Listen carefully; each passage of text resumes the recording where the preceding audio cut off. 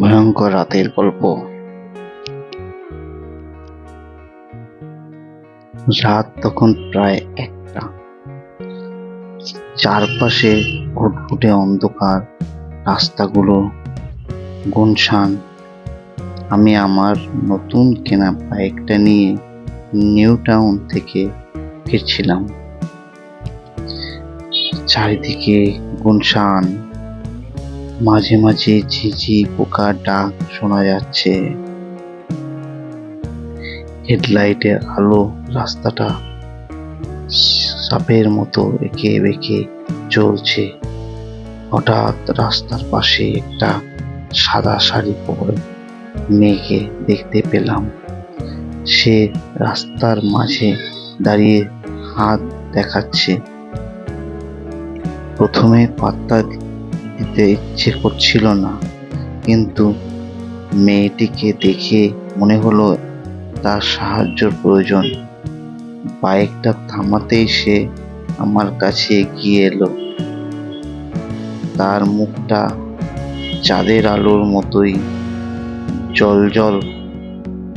সে আমাকে বলল, দাদা, আমার বাইকটা ভেঙে গেছে, যদি একটি লিফট দেন আর খুব উপকার হয়।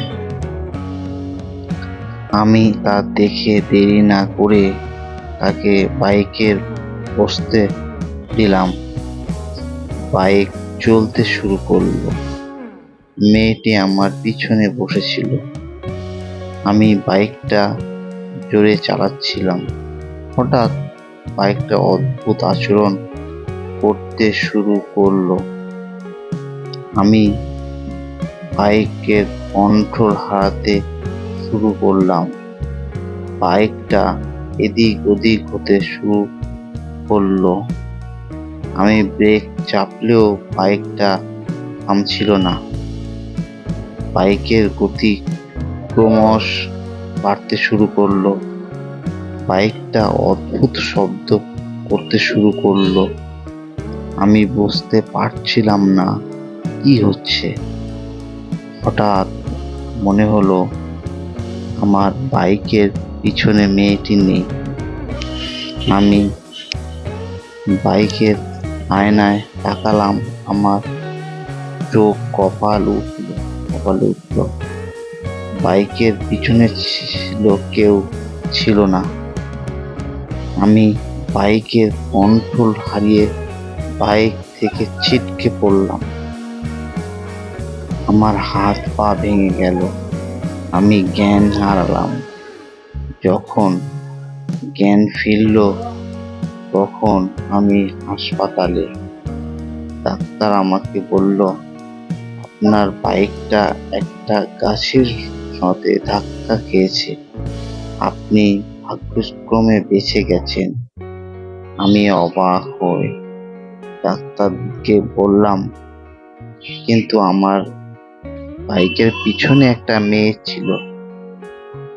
ডাক্তার অবাক হয়ে আমার দিকে তাকিয়ে বলল, আপনার বাইকের পিছনে কেউ ছিল না, আপনি একা ছিলেন। ডাক্তারের কথা শুনে আমার সারা শরীর শিহরিত হয়ে উঠল। আমি বুঝতে পারলাম না আমি একটা ভূতের সঙ্গে বাইক চালাচ্ছিলাম। সেই রাতে আমার কি হয়েছিল তা আমি আজও কাউকে বোঝাতে পারি না। সেই রাতের পর থেকে আমি আর রাতে বাইক চালাই না। আমি সেই ভয়াবহ রাতের কথা ভুলতে পারি না। সেই মেয়েটা কি ছিল আমি আজও জানি না। বন্ধুরা, এই ভয়ঙ্কর গল্পটা কেমন লাগলো প্লিজ একটু কমেন্ট করে জানাবেন। যদি ভিডিওটা ভালো লাগে অবশ্যই লাইক শেয়ার করে দেবেন আর চ্যানেলটাকে সাবস্ক্রাইব করে দেবেন, যাতে পরবর্তী ভিডিও আপনার কাছে অবশ্যই পৌঁছে যায়। ভিডিওটা এখানে আপাতত শেষ করছি। আবার দেখা হবে নেক্সট ভিডিওতে। বাই, নমস্কার।